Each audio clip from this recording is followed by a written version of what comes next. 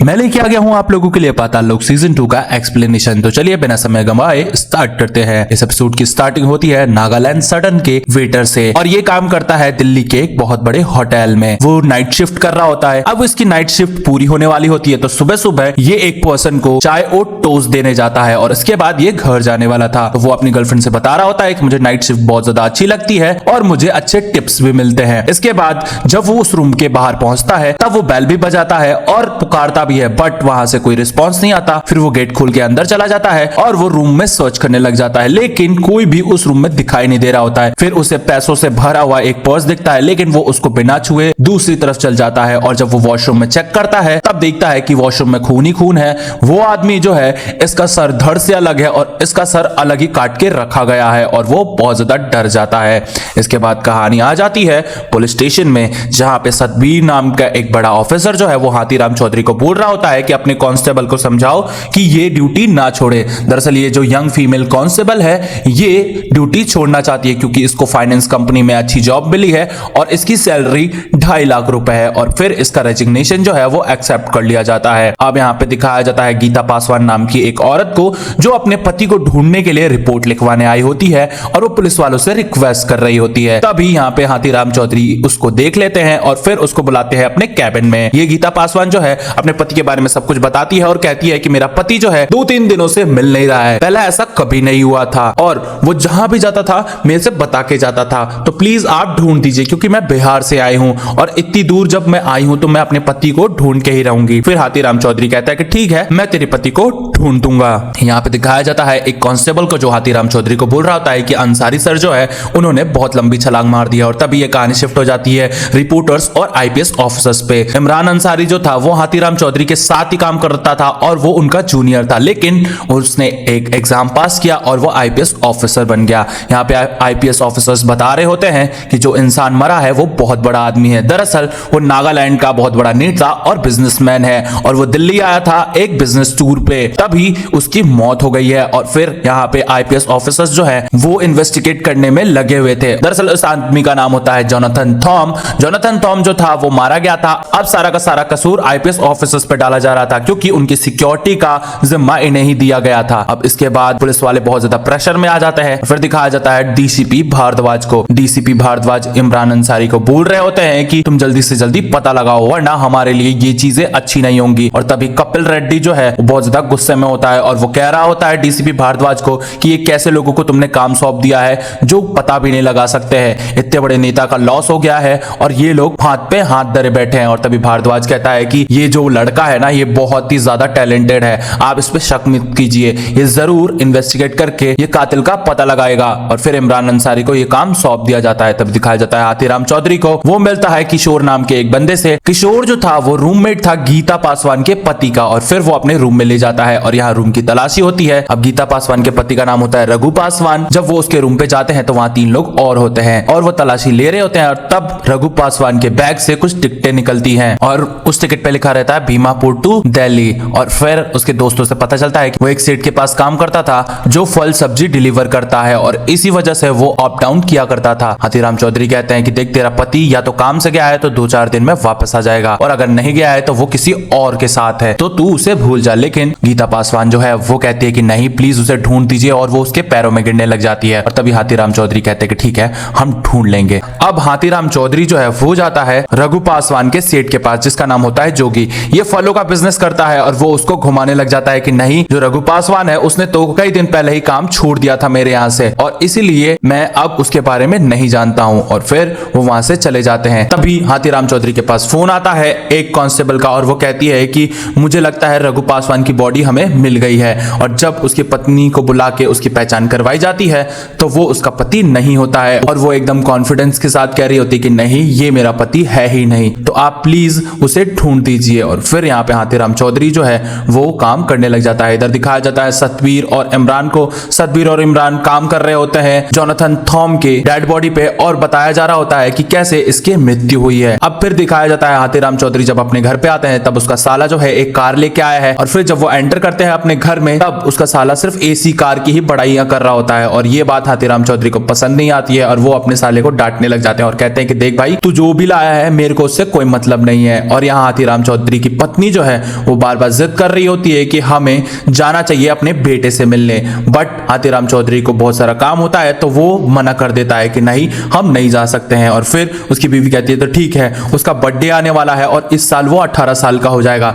तो हमें जरूर जाना चाहिए। और फिर हाथीराम चौधरी कहते हैं कि ठीक है, मैं इस बारे में सोचूंगा। और फिर कहानी आ जाती है वापस से अंसारी के ऊपर, जो केस पे काम कर रहे होते हैं और पता लगाने की कोशिश कर रहे होते हैं कि जोनाथन थॉम के साथ हुआ क्या था। और जब वो लोग उस होटल में जाते हैं तो वही वेटर जो है वो सारी कहानी बताने लग जाता है कि मैंने देखा था जो जोनाथन थॉम है वो किसी से फोन पे बात कर रहे थे रात को और वो बहुत ज्यादा गुस्से में थे और लड़ भी रहे थे। इसके बाद उन्होंने मुझे फटा हुआ नोट दे दिया था, जिससे मैंने उनको कहा था कि सर ये फटा हुआ नोट आपका है, आप मुझे अच्छा टिप दीजिए। और इसके बाद वो 500 की पत्ती निकाल के उसे दे देता है और वो फटा हुआ नोट रख लेता है। इस फटे हुए नोट को याद रखना दोस्तों, इस नोट में बहुत बड़ा राज छुपा हुआ है। और यहाँ पे सतबीर बरार और अंसारी जो है वो कहते हैं कि यार इतनी सारी चीजें हो गई और कैमरे में रिकॉर्ड क्यों नहीं हुआ। और फिर वो लोग सीसीटीवी जब चेक करते हैं तो उसमें कोई भी खबर नहीं होती, क्योंकि जोनाथन थॉम ने अपनी सीसीटीवी की सिक्योरिटीज जो है वो हटवा दी थी, क्योंकि उसे नहीं चाहिए था कि कोई उसका पीछा करे। अब दिखाया जाता है हाथीराम चौधरी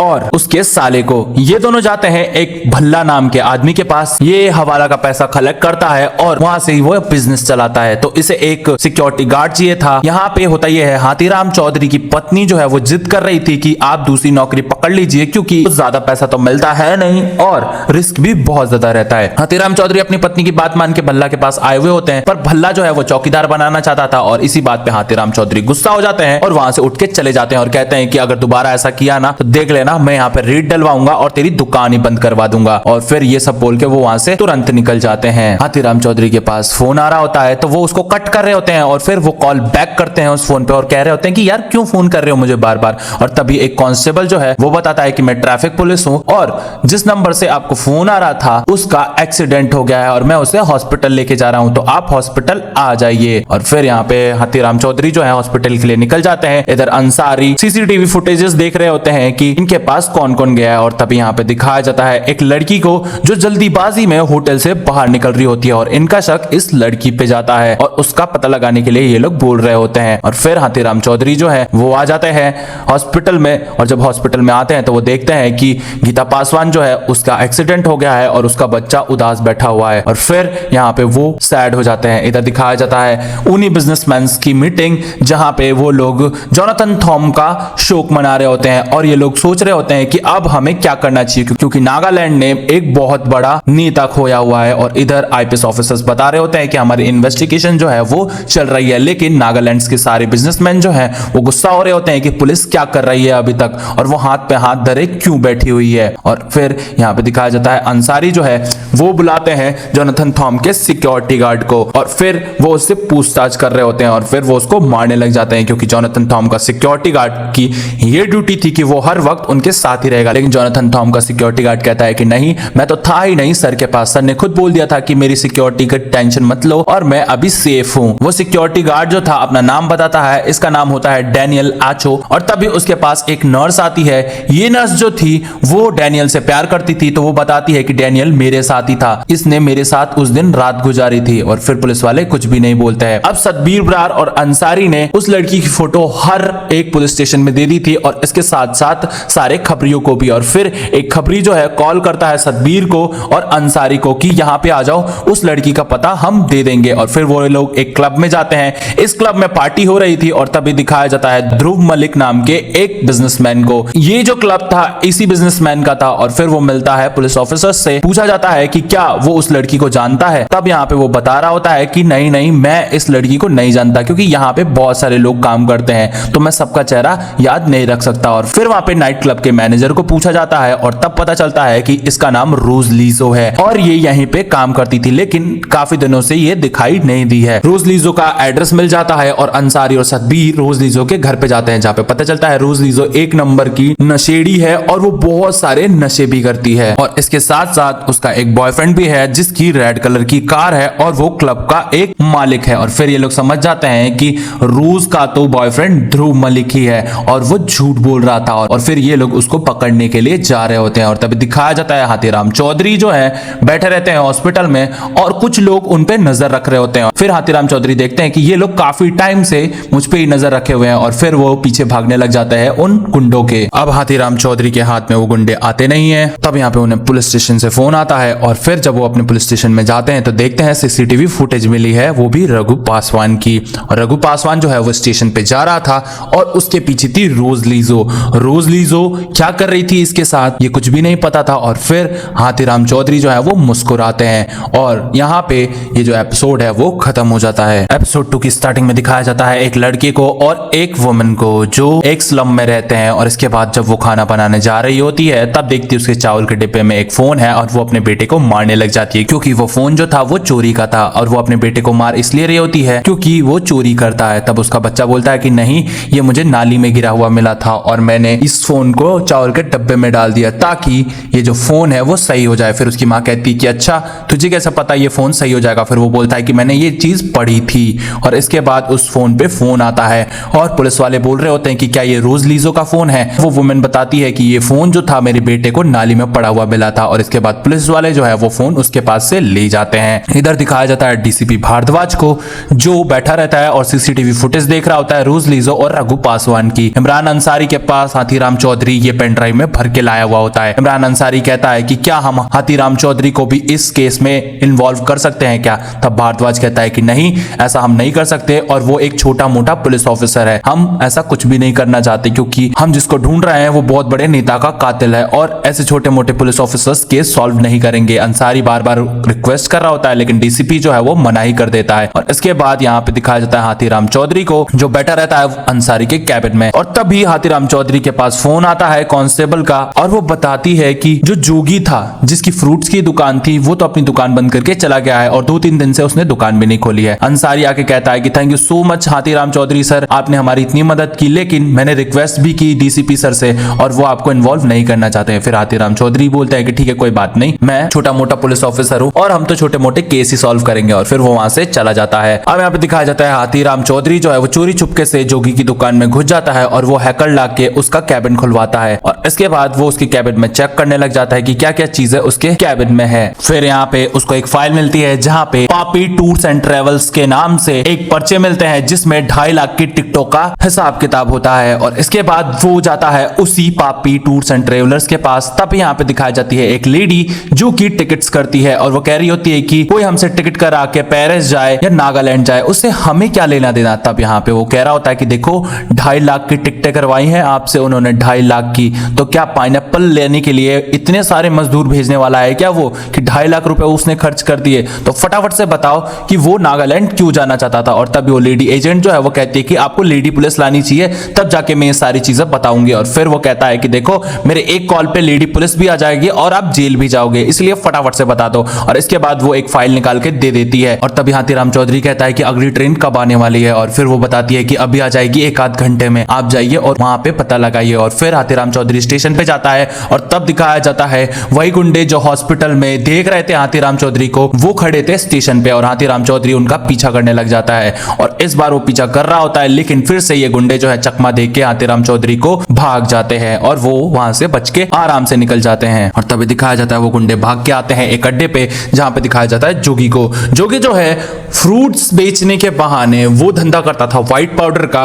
और फिर वो अपने बंदों को डांटने लग जाता है कि इतनी देर कहां हो गई। और फिर वो कह रहे होते हैं कि वही पुलिस वाला हमारे पीछे पड़ गया था जो आपके पास आया था। और तभी वो कह रहा होता है कि जब वो पीछे ही पड़ा था तो यहाँ पे आने की क्या जरूरत थी, दिमाग हिल गया है क्या तुम्हारा। तब वो कहते हैं कि हमने उस दिन की तरह ही फिर से उसको चकमा दे दिया, वो नहीं आएगा हमारे पीछे। और तब दिखाया जाता है हाथीराम चौधरी जो है वो उनका पीछा करते करते उस अड्डे पे आ जाता है और फिर वो चोरी छुप के छत पे चढ़ जाता है और वो सारी चीजें देखने लग जाता है और देखता है यहाँ तो एक बहुत बड़ा स्कैम चल रहा है। और इसके बाद वो जाता है छत पे जहाँ पे मजदूर जो है वो सो रहे होते हैं और तभी एक बच्चा जो है वहां से आ जाता है। हाथीराम चौधरी कहते हैं कि चुपचाप रहना, मैं जो भी बोलूं वो सुनते रहना। और इसके बाद हाथीराम चौधरी जो है वो फोन लगाने की कोशिश करता है अंसारी के पास और तभी कुछ गुंडे जो है वो ऊपर की तरफ आ रहे होते हैं क्योंकि उन्होंने मजदूरों को उठाना होता है और मजदूर जो है सारा सामान जो है वो गाड़ी में रखने वाले थे। और तभी एक आदमी जब मजदूरों को उठाने आता है तो हाथीराम चौधरी उसको मार के बेहोश कर देते हैं और उसको वहां पे बांध देते हैं। और अब अंसारी को फोन करके वो कहते हैं कि देखो मैंने यहाँ पे बहुत बड़ा व्हाइट पाउडर का धंधा पकड़ा है, आप फटाफट से आ जाइए बैकअप लेके। और इसके बाद अंसारी कहता है कि वो हमारा एरिया नहीं है, बट यहाँ पे अंसारी को वो समझाता है कि मुझे पता है ये हमारा एरिया नहीं है लेकिन हमें कुछ न कुछ तो करना ही पड़ेगा तभी जाके कुछ सही होगा। होगा। और इसके बाद अंसारी कहता है कि ठीक है तो वहीं रुको,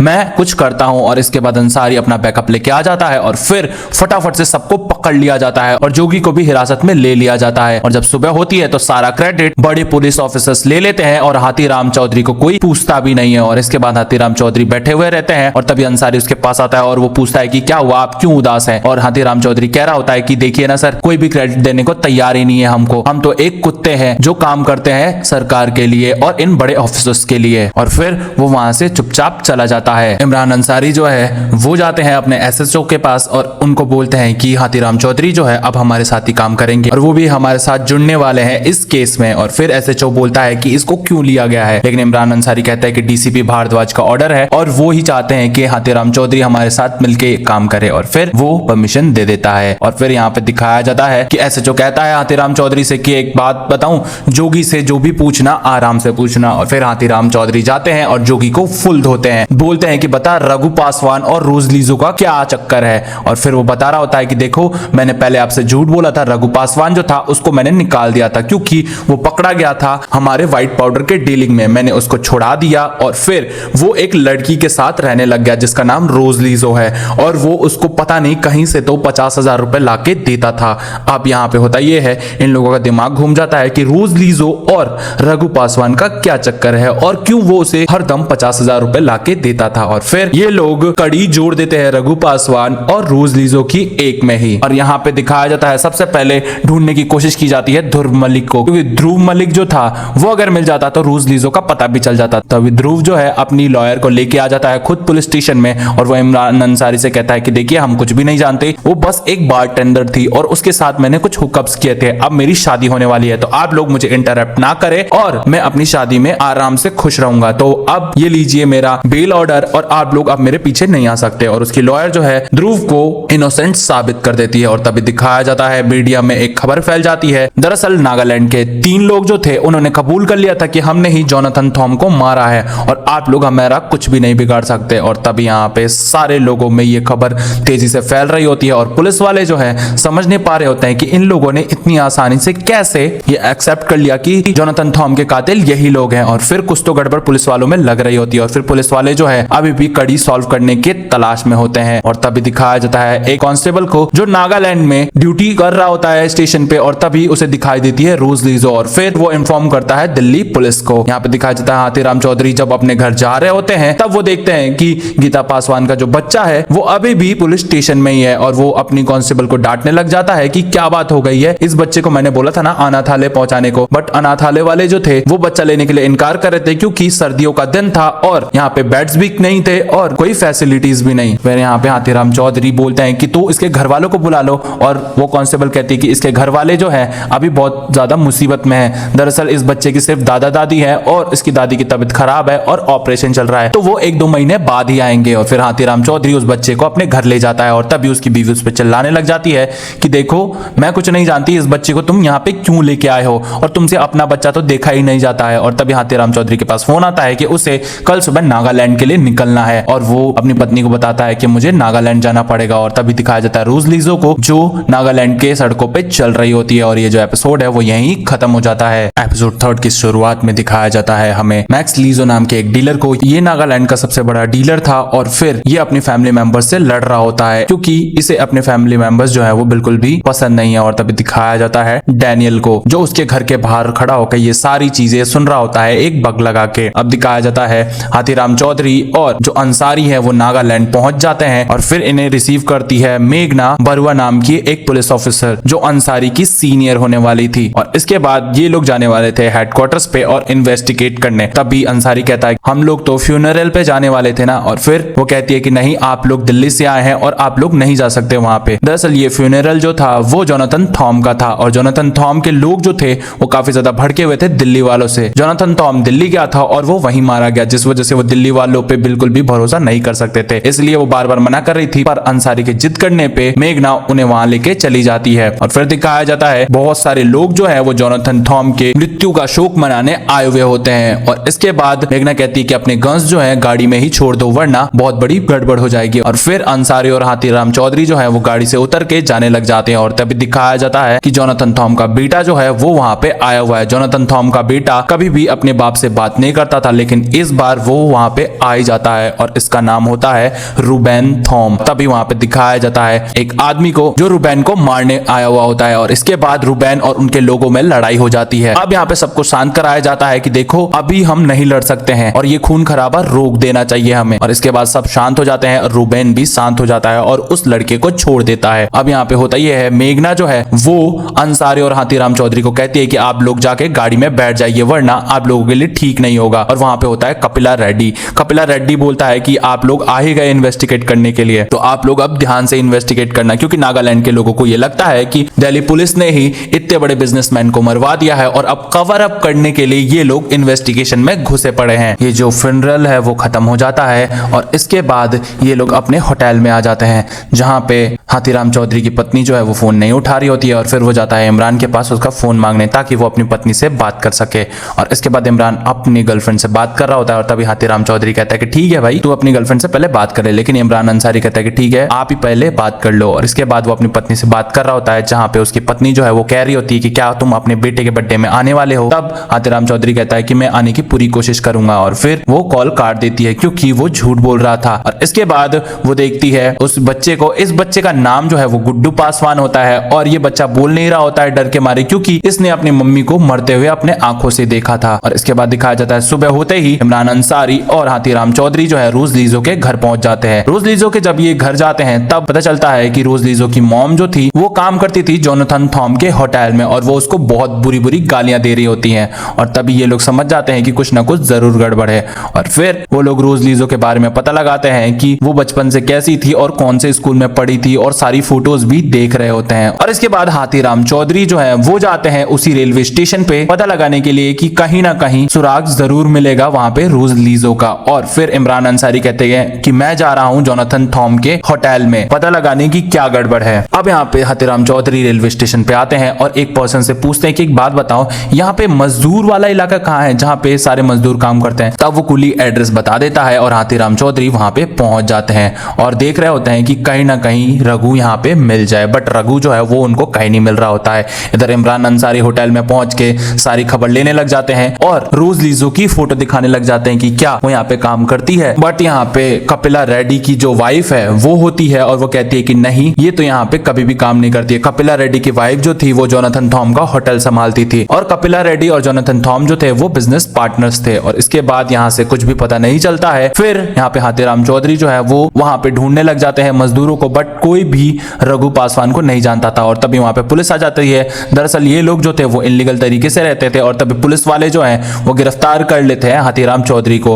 हाथीराम चौधरी का बैच जो था पुलिस वाला वो निकाल लिया गया था जोनाथन थॉम के लोगों के द्वारा। यहाँ पे होता यह है, बिट्टू नाम का एक लड़का आता है जो निकाल के ले जाता है हाथीराम चौधरी को, क्योंकि बिट्टू की बहुत अच्छी जानकारी है पुलिस वालों से। और इसके बाद ये दोनों बातें करने लग जाते हैं। बिट्टू बताता है कि देखिए यहाँ पे ऐसे काफी मजदूर आते हैं और मुझे पता है मैं आपकी मदद कर सकता हूँ। और फिर हाथीराम चौधरी इंफॉर्मेशन निकालने को कहता है और पता लगाने को कहता है कि देखो इस लड़की का और रघु पासवान का पता लगाओ और अगर तुम पता लगा दोगे तो मैं तुम्हारी जरूर मदद करूंगा। और ये लड़का कहता है मैं यहाँ पे केस के चक्कर में फंस गया था, मैं भी इधर से उधर माल सप्लाई करा करता था और तभी पुलिस वालों ने मुझे पकड़ लिया और मेरे पे चार्जेस लगा दिए और मेरे को बिहार से नागालैंड आना पड़ता था, इसीलिए मैं यहाँ शिफ्ट हो गया। मेरा घर जाने का मन तो करता है लेकिन कोर्ट की हायरिंग हर महीने होती है, इसलिए मैं घर जा नहीं पाता हूँ। इसके बाद दिखाया जाता है मेघना, हाथीराम चौधरी और अंसारी को, इन लोगों को कुछ भी क्लू नहीं मिला होता है और फिर ये लोग जो है वो सुबह होने का इंतजार करते हैं। तभी सुबह दिखाया जाता है उन्हीं मजदूरों को, वो मजदूर जो थे वो पकड़े गए थे। और फिर यहाँ पे हाथीराम चौधरी पूछता है कि क्या आप रघु पासवान को जानते हैं, लेकिन उनमें से किसी ने भी रघु पासवान को नहीं देखा होता है। और फिर वहां पे एक मजदूर कहता है कि मैं जानता हूं इसको, इसका एक जानकार जो यहीं पे नागालैंड में रहता है। फिर हाथीराम चौधरी उसका एड्रेस निकालने का पता लगाते हैं और तभी दिखाया जाता है कि कुछ गाड़ी वाले जो है वो हाथीराम चौधरी और इमरान अंसारी का पीछा कर रहे होते हैं और तभी पता चलता है कि ये तो पुलिस वाले हैं और इनको पीछे लगाया है मेघना ने। अब यहाँ पे मेघना ने एक इंफॉर्मेशन निकाली थी कि मैक्स रीजो जो था वो सबसे बड़ा डीलर था, तो ये सारे जो मजदूर थे यहीं से डीलिंग किया करते थे मैक्स रीजो से, तो उनको जरूर पता होगा कि रघु कहाँ है। जब ये लोग मैक्स रीजो के घर पहुंचते हैं तो मैक्स रीजो तो पहले ही मारा जा चुका था और इसको मारा था डैनियल ने। और फिर यहाँ पे सारा कसूर जो है वो आता है रूबेन थॉम के ऊपर। रूबेन थॉम जो था वो बहुत बड़ा कट्टर दुश्मन था सबका, कि जिसने उसके पापा को मारा है वो सबको मार डालेगा और सबसे पहले नाम था मैक्स रीजो का ही, लेकिन रूबेन ने ऐसा कुछ भी नहीं किया था और वो अपनी मॉम को बता रहा होता है कि मॉम मैंने किसी को भी नहीं मारा है और आप मेरा विश्वास कीजिए। बट उसकी मॉम जो थी भरोसा नहीं कर रही थी उस पे। और अब दिखाया जाता है डैनियल को। डैनियल जो था वो उन 3 लोगों को मार देता है जिन्होंने स्वीकार किया था कि उन्होंने ही जोनाथन थॉम को मारा था। और तभी ये जो एपिसोड है वो यहीं खत्म हो जाता है। एपिसोड 4 की स्टार्टिंग में दिखाया जाता है रोज लीजो को जो एक बंदे के पास जाती है क्योंकि उसे नशीली चीजें चाहिए होती हैं और वो उनके बिना रह नहीं सकती है। और वो उस बंदे से मांगने लग जाती है पर उसके पास पैसे नहीं होते और फिर वो उस लड़के के करीब आने लग जाती है ताकि वो लड़का जो है वो उसे नशीली चीजें फ्री में ही दे दे। और फिर वो लड़का उसे एक सुनसान सी जगह पे ले जाता है और वो कहता है कि ठीक है तुम अपना चेहरा दिखाओ। जब रोज अपना चेहरा दिखाती है तब वो लड़का पहचान जाता है कि ये तो वही वांटेड लड़की है जिसकी फोटो हर जगह है, इसी ने ही जोनाथन थॉम को मारा है। और फिर वो लड़का जो है वो उसे नशीली चीजें फ्री में ही दे देता है और वो वहां से चला जाता है। अब यहाँ पे दिखाया जाता है वो 3 लोग जो थे वो मारे जा चुके थे और डैनियल ने उनका खून कर दिया था। इसके बाद सारी इन्वेस्टिगेशन चल रही होती है और मीडिया में ये खबर फैल जाती है कि ये 3 लोग जो थे इन्होंने ही जोनाथन थॉम को मारा था लेकिन इनको ही किसी और ने मार दिया। तो क्या लगता है इसमें किसी और का हाथ है? और फिर सारा शक जो था वो रुबेन पे जाता है क्योंकि रुबेन जो था अपने पिता का बदला तो लेता ही ना, इसीलिए शायद उसने इन तीनों को मार दिया था। और फिर सारे रिपोर्टर्स जो थे वो रुबेन के पीछे ही पड़ जाते हैं कि बताओ क्या तुमने ही अपने पापा के कातिलों को मारा है? लेकिन रुबेन ऐसा कुछ भी नहीं बोलता है। इसके बाद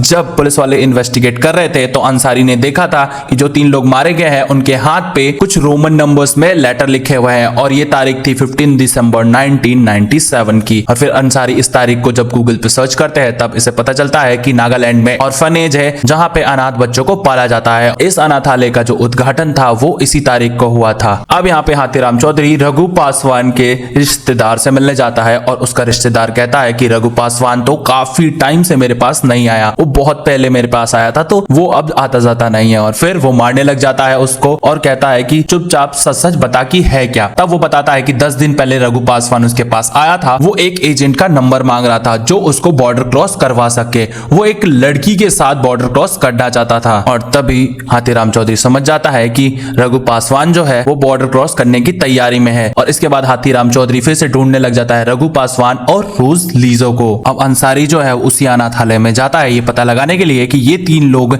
इस अनाथालय में थे या नहीं थे। और फिर पता चलता है वहां के ऑनर से कि ये 3 लोग काफी पहले सरेंडर कर चुके थे कपिल रेड्डी के सामने और इन्होंने वो जो काम है मार कटाई वाला वो सब कुछ छोड़ दिया था। और फिर अंसारी फोन करता है हाथीराम चौधरी को और वो बता रहा होता है कि इन लोगों ने तो पहले ये काम छोड़ दिया था और ये लोग सरेंडर कर चुके थे। फिर हाथीराम चौधरी कहता है कि अचानक से इनको क्या हुआ कि इन्होंने इतने बड़े नेता को दिल्ली में मार दिया और ये चीजें इन्हें समझ नहीं आ रही होती है। और तभी हाथीराम चौधरी उस होटल में पहुंचता है जिस होटल में अंसारी पहले गए थे। और इसके बाद वो रिसेप्शन पे जाके बोलता है कि मुझे इस होटल के ऑनर से मिलना है पर रिसेप्शनिस्ट मिलने नहीं दे रहे होते हैं। और फिर हाथीराम चौधरी जबरदस्ती ही उस होटल में घुस जाता है और फिर वो वहां की मालकिन के सामने यानी कपिल रेड्डी की बीवी के सामने एक फोटो रख देता है और वो कहता है कि हम इस आदमी को ढूंढ रहे हैं, हमें शक है कि जोनाथन थॉम को इसी ने मारा है, तो आप फटाफट से बता दीजिए कि क्या ये आदमी आपके होटल में आता जाता रहता था। तब वहां की ऑनर साफ साफ इनकार कर देती है और ऐसा इसीलिए पूछा हाथीराम चौधरी ने क्योंकि रोज लीजो जो थी वो पहले इसी होटल में काम करती थी। अब यहाँ पे उस होटल का मैनेजर भी बैठा रहता है और वो हाथीराम चौधरी को देख रहा होता है और तभी हाथीराम चौधरी को कुछ ना कुछ गड़बड़ जरूर लगती है। अब यहाँ पे हाथीराम चौधरी बाहर निकल जाता है वहां से,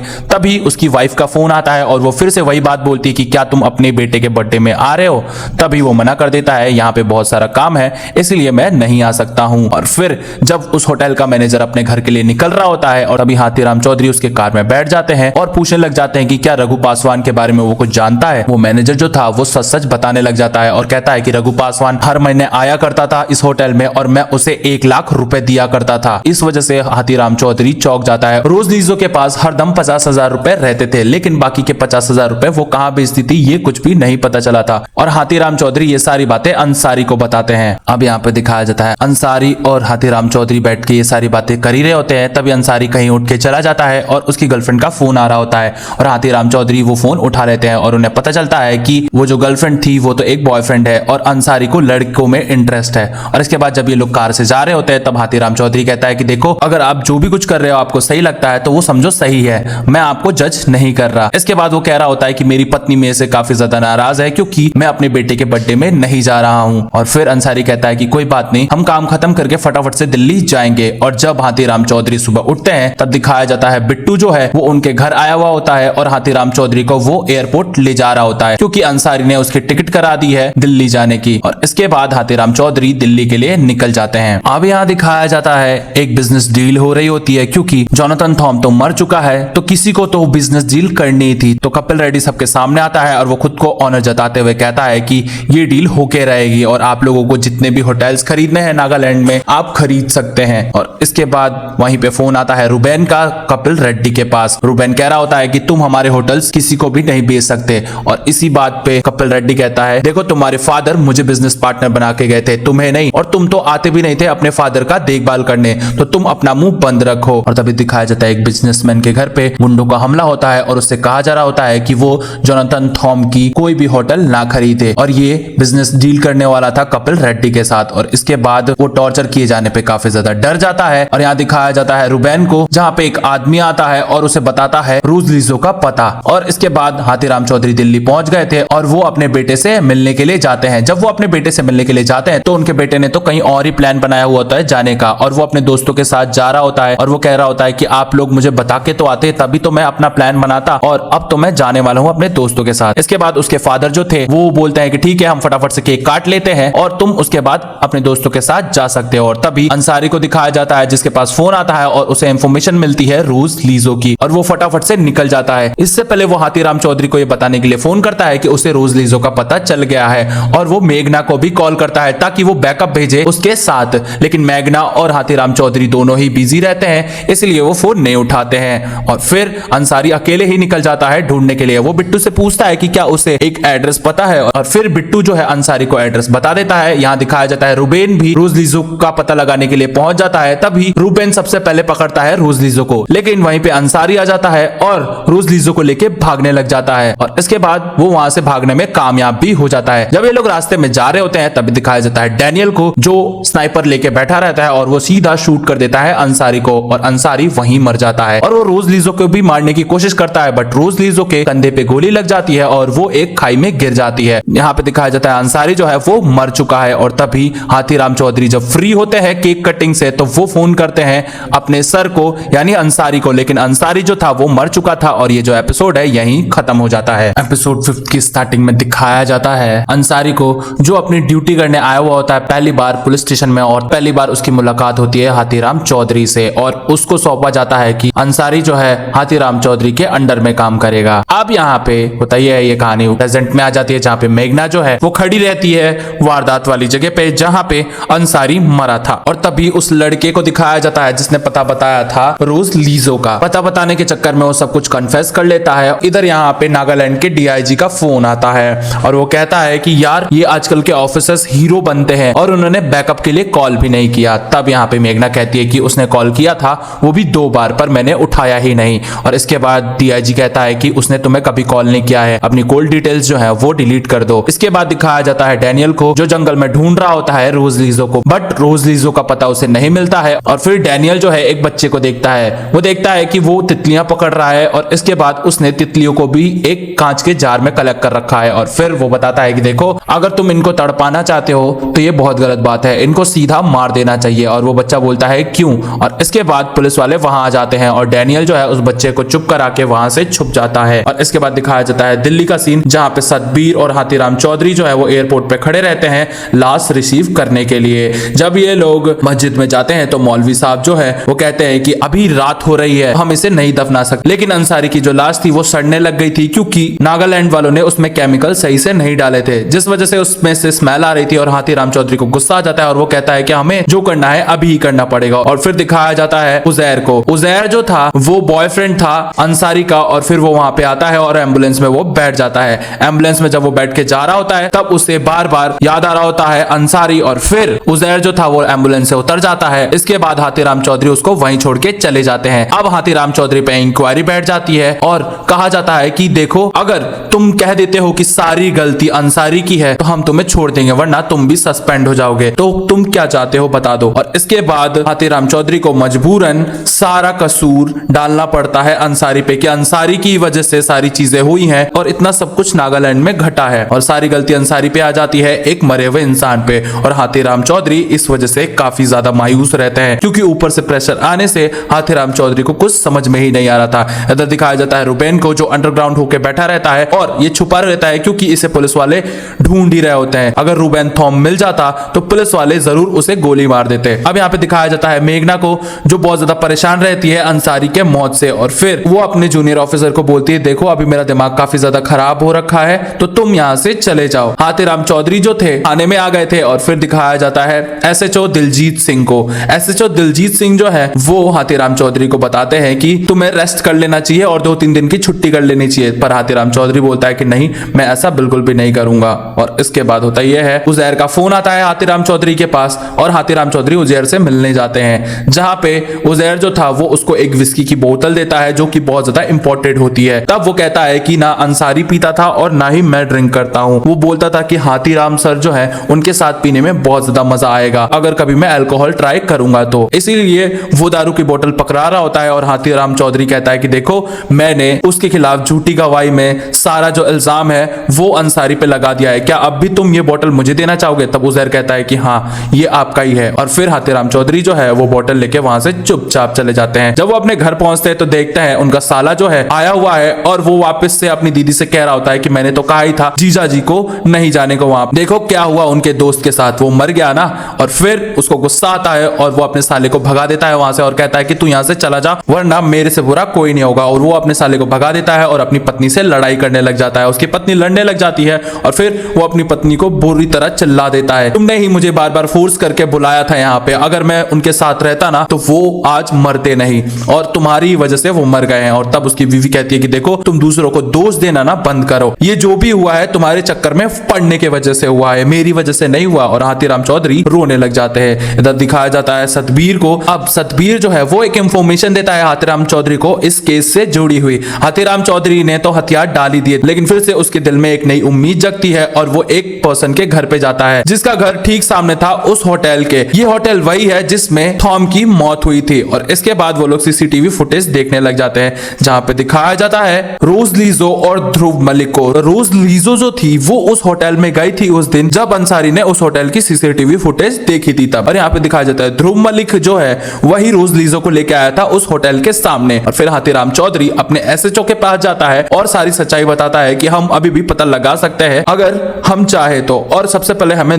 ध्रुव मलिक से मिलना पड़ेगा। और फिर वो एसएचओ जो है वो एक शादी में चला जाता है जो कि ध्रुव मलिक की ही होती है। और इसके बाद जब वे लोग शादी में जाते हैं तो ध्रुव मलिक के गार्ड्स जो हैं वो इन्हें घेर लेते हैं और कहते हैं कि आप ऐसे नहीं जा सकते, आपके पास परमिट होना चाहिए। तभी हाथीराम चौधरी जो है एक सिक्योरिटी गार्ड को देता है खींच के फटका, और इसके बाद वो लोग अंदर घुस जाते हैं। और इसके बाद वो लोग ध्रुव मलिक को देखते हैं, ध्रुव मलिक वहां से भागने लग जाता है, और तभी हाथीराम चौधरी उसको उसी के वाइफ के सामने मारता है बहुत बुरा। उसको ले जाया जाता है एक कमरे में और पूछा जाता है कि रोज लीजो तेरे साथ क्या कर रही थी, तू जानता था ना रोज लीजो को, तो चल बता फटाफट से। रोज लीजो जो है वो एक नंबर की कमीनी इंसान थी, मेरा जो पैसा है वो सब कुछ डूब गया था एक इन्वेस्टमेंट में, और रोज लीजो के पास 2 करोड़ रुपए आने वाले थे, वो भी किसी थॉम नाम के आदमी के पास से। और इधर हाथीराम समझ नहीं पाता है कि ये क्या बात हो गई, थॉम रोज को 2 करोड़ रुपए क्यों ही देगा। और फिर वो कहता है कि मैं सच बोल रहा हूं, ऐसा ही है। वो लोग फिर से वो फुटेजेस जो है वो देखने लग जाते हैं और सारी जो केस है वापस से रीओपन कर देते हैं, क्योंकि ये केस थोड़े ही दिन में क्लोज हो जाता और फिर अंसारी के कातिल का कभी नहीं पता चलता और ना ही थॉम के कातिल का पता चलता। इसके बाद दिखाया जाता है जंगल का सीन, जहां पे डॉक्टर्स को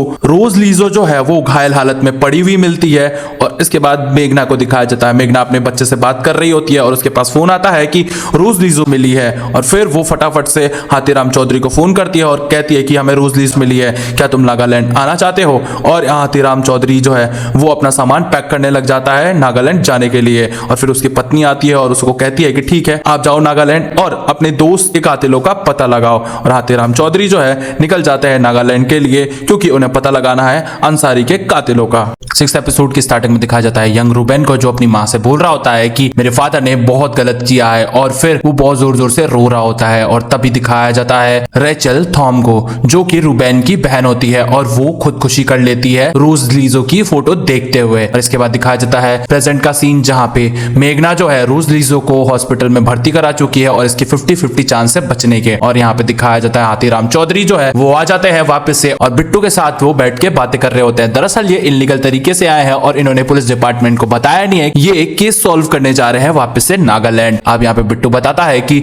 जब अंसारी सर को गोली लगी थी तो मैं उस दिन वहां पे था और मैंने ही उनको एड्रेस बताया था वहां का, मैंने मना भी किया था उनको जाने के लिए, लेकिन वो माने ही नहीं। और फिर यहाँ पे वो बताता है कि ठीक है, तुमने कहाँ का एड्रेस बताया था। और फिर ये लोग वहां चले जाते हैं और तभी मेघना का फोन आता है कि जल्दी से हॉस्पिटल आ जाओ। मेघना दिखाती है हॉस्पिटल में रोज लीजो को, जहाँ पे रोज लीजो जो है उसकी हालत बड़ी गंभीर होती है। और तभी यहाँ पे दिखाया जाता है, मीडिया में खबर आई है कि एक बिजनेसमैन जो है वो डील करने वाला था कपिल रेड्डी के साथ, वो मारा जा चुका है। और हाथीराम चौधरी इसके घर के लिए निकल जाते हैं। और तभी दिखाया जाता है हॉस्पिटल के बाहर खड़ा होता है डैनियल, जो उसी हॉस्पिटल की फोटो खींच के डाल देता है और यह अफवाह फैला देता है कि जोनाथन थॉम को मारने वाला जो कातिल है वो इसी हॉस्पिटल में एडमिट है और ये हॉस्पिटल उसका बहुत अच्छी तरह ख्याल रख रहा है। और लोग तो वैसे ही भड़के हुए थे तो लोग और भड़क जाते। अब हाथीराम चौधरी जो है वो पहुंचता है उसी बिजनेसमैन के घर पे और वो मिलता है उस बिजनेसमैन के भाई से और वो सारी बातें पूछता है कि एक बात बताओ, तुम तो बिजनेसमैन हो ना, तो तुम कोई सी भी चीज ऐसे ठोक बजा के ही खरीदोगे। ये जो कपिला रेड्डी है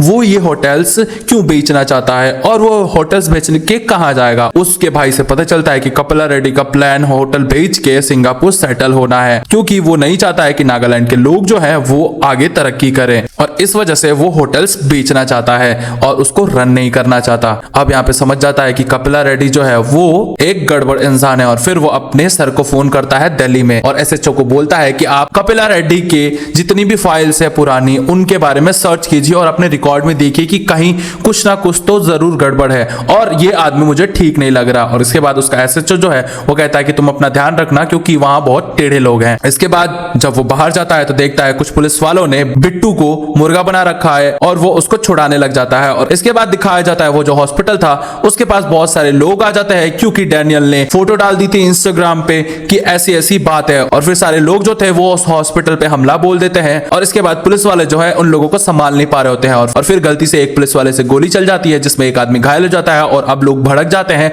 और हॉस्पिटल के गेट के अंदर घुस जाते हैं। उसी वक्त हाथीराम चौधरी आ जाता है वहां पे और कहता है कि हमें रोज लीजो को कैसे भी वहां से निकालना पड़ेगा। और फिर पता चलता है कि इस हॉस्पिटल के अंदर एक कॉलेज भी है जहां से बैक एग्जिट है और फिर वो लोग भागने लग जाते हैं और तभी सारे गुंडे जो है एक एक करके हमला बोल रहे होते हैं और तभी हाथीराम चौधरी सारे गुंडों से निपटते हैं और रोज लीजो को वहां से निकालते हैं एक एम्बुलेंस में और हाथीराम चौधरी भी वहां पे आ जाते हैं। अब हाथीराम चौधरी के पैरों में बहुत ज्यादा अकड़न हो रही थी और उनके पैरों की नस खिंच रही थी जिस वजह से वो बेहोश हो जाते हैं और जब उनकी आंख खुलती है तो देखते हैं वो एक आर्मी हॉस्पिटल में है और इससे सेफ जगह हो ही नहीं सकती थी रोज लीजो के लिए। अब आर्मी हॉस्पिटल में एक डॉक्टर रहती है जो हाथीराम चौधरी को बताती है आपके दारू पीने की वजह से आपके पैरों में ये अकड़न हुई है। और इसके बाद उनको ध्यान आता है मैक्स की बीवी का। अब वो मैक्स की बीवी के पास जाते हैं। मैक्स की बीवी के पास जाते ही वो बोलते हैं कि एक बात बताओ, तुम रोज लीजो को जानती हो, मैं तुमसे पहले मिल चुका हूं। और फिर वो डर जाती है और वो उससे पूछने लग जाता है कि बताओ रोज लीजो के बारे में तुम क्या जानती हो। फिर ये बताती है कि रोज लीजो जो है मेरे साथ एक नशा मुक्ति केंद्र में थी जहां पे हम दोनों ही नशा मुक्त होना चाहते थे और हम दोनों प्रेग्नेंट थे। इसके बाद हुआ ये था कि रोज लीजो का जो बच्चा था वो ना के बराबर बचने वाला था, लेकिन मेरा बच्चा डिलीवरी के टाइम ही मर गया और रोज लीजो का जो बच्चा था वो सही सलामत बच गया। और अब उस महिला के घर में एक बच्ची होती है, वही रोज लीजो की बेटी होती है। और फिर पता चलता है कि वो जो बच्चा था वो तो जोनाथन थॉम का ही था और रोज लीजो ने जोनाथन थॉम के साथ संबंध बनाए थे और इसीलिए वो रोज लीजो को 1-1 लाख रुपए देता था। और यहीं से रघु का भी पता चलता है कि रघु जो था वो 1 लाख रुपए रिसीव करने आता था। इसके बाद हाथीराम चौधरी को ये सारी बातें पता चल जाती है। अब यहाँ पे दिखाया जाता है कपिला रेड्डी की जो बीवी थी वो जाती है थॉम के बीवी के पास और उससे समझाती है कि देखो और जब तुम ये होटल्स बेच दोगी तो तुम्हें बहुत ज्यादा फायदा होगा और हमें भी। इसके कारण उसकी बीवी जो है वो मान जाती है और कहती है कि ठीक है मैं ये होटल बेच दूंगी, आप टेंशन मत लीजिए। और फिर हाथीराम चौधरी जाता है मेघना के पास और उसे सारी सच्चाई बताता है कि रोज लीजो की एक बेटी भी है। रोज लीजो थॉम से इसलिए पैसे लेती थी क्योंकि थॉम जो था रोज लीजो के बच्चे का बाप था और उसको डर था कि कहीं मेरा ये जो राज है वो खुल ना जाए, इसलिए वो सब कुछ छुपाना चाहता था। और फिर मेघना बोलती है कि ऐसा बिल्कुल भी नहीं है, थॉम तो एक कलरफुल इंसान था और उसके बहुत सारे अफेयर्स थे जो उसकी पत्नी को भी पता थे, तो उसे क्यों अपने राज छुपाने होंगे। और फिर यहाँ पे इन्हें कुछ भी समझ में नहीं आ रहा होता है और तभी दिखाया जाता है रूबेन को जो अंडरग्राउंड होकर बैठा रहता है और वो सोचता है कि अगर पुलिस वालों ने मुझे देख लिया तो वो जरूर मुझे गोली मार देंगे, तो मुझे बात करनी पड़ेगी हाथीराम चौधरी से जो ऑफिसर दिल्ली से आया था और उसे सारी सच्चाई मैं बता दूंगा।